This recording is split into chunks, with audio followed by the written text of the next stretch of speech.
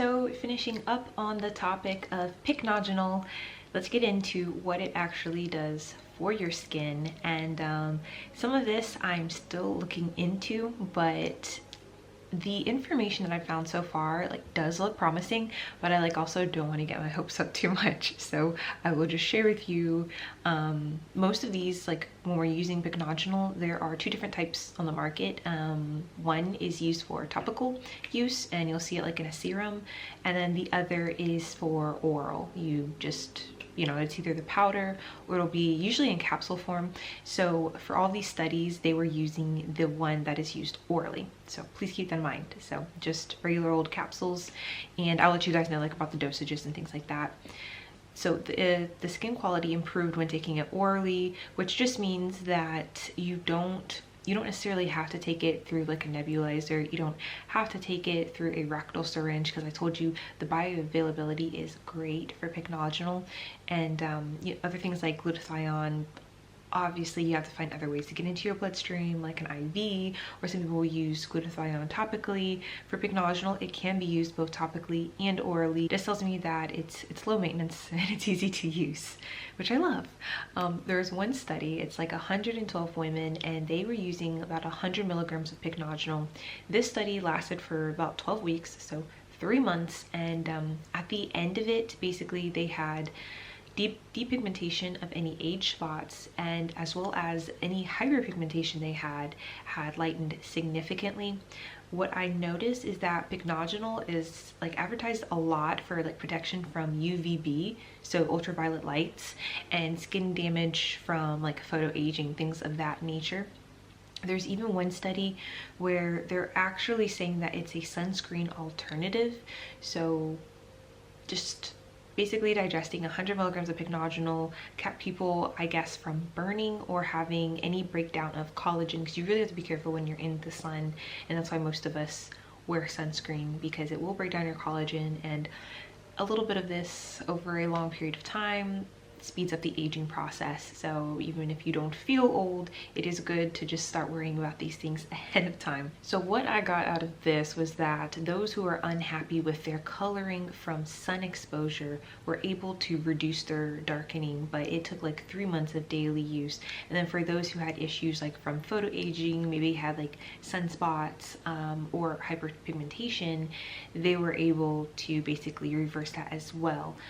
I didn't see a whole lot about, is there a plateau? Is there a level where it will just basically, any spots you might have, it'll just lighten them and then it just won't get any lighter? I couldn't really find a whole lot of information on that. So a lot of this, it's I feel I have an idea of what it does, but to what extent, I don't know. There's so much more information on glutathione as used for skin brightening as well as skin lightening. But for Pycnogenol, it's just yes, it does work, but it's mostly in these areas. So I could see if someone, was out in the sun and they, just had a superficial tan, I could see Pycnogenol helping and lightening whatever was done from the sun. Now, as far as if it would continue to lighten even after that tan was gone, I'm not sure yet. So this is where it just gets kind of tricky. Also, it's been found that Pycnogenol improves your skin elasticity, which is amazing. Also, it increases its hydration.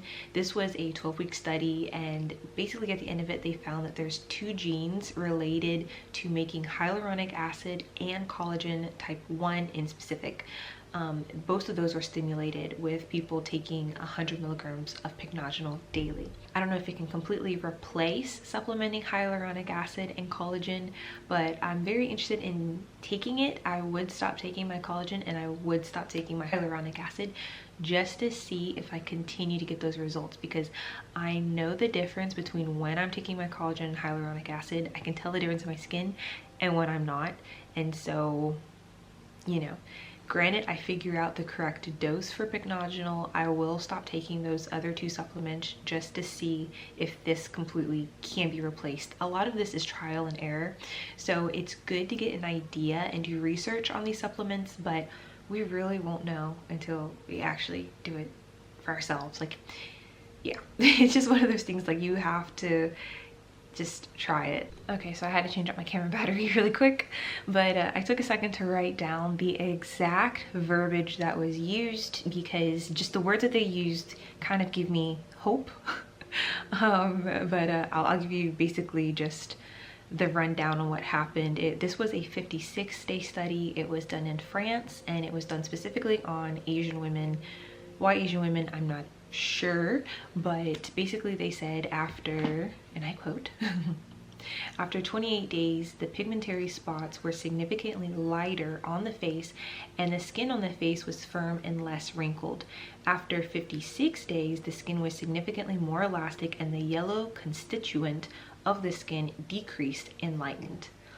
So I'm assuming these women had a yellow undertone. I'm not really sure what they meant by that last part. I'm assuming they just naturally had a yellow undertone. I could be completely wrong. But after only about 28 days, they started to see results. So this is something where after, you know, that 1 month mark, you would start to see a little bit, but it will continue the more you're taking it. Usually they were about 12 weeks, which is a good 3 months.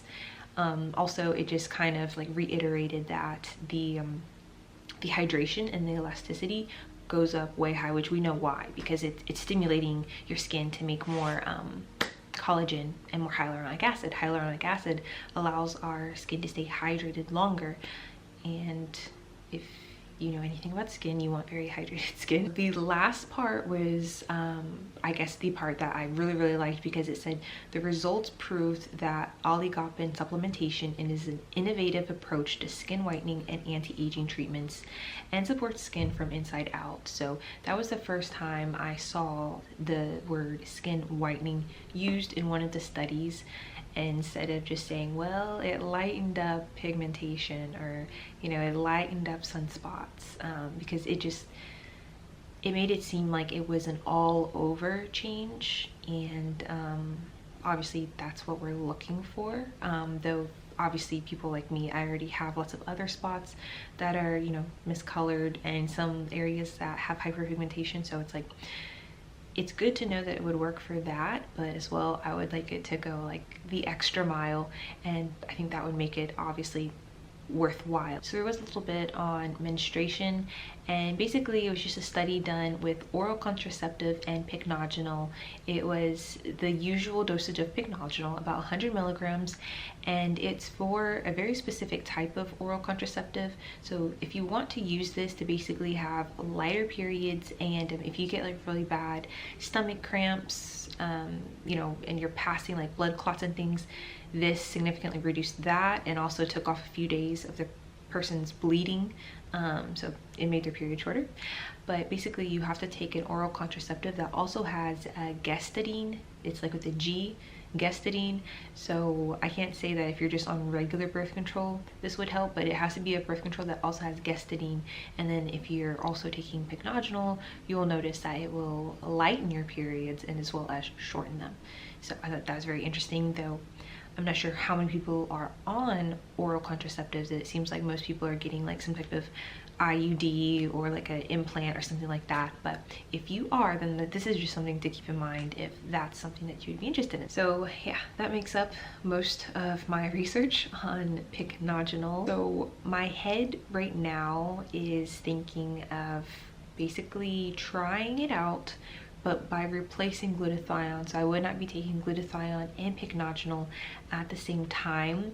In fact, I'll basically add Pycnogenol on for like the first 1 to 2 weeks of also doing my rectal syringes at night, and then I'm just going to stop all like completely, just to see if during the 2-week mark if I see anything different. But you know, sadly this is just going to be kind of risky, and I'm gonna have to go ahead, stop glutathione, and just see if Pycnogenol can kind of replace it and continue to give me results. If I fall behind, then I fall behind. And I guess that's just like the scary part about it. And so I'm going to try to finish out 1 last month of glutathione, which will put me on 7 months of glutathione. And so it would be the end of April, so just the beginning of May, last week of April. That's when I would be doing the just changing things up and introducing the Pycnogenol to my routine. And like I would keep the 2 of them for like 2 weeks, and then, you know, slowly but surely stop with the glutathione and just see what happens. So yeah.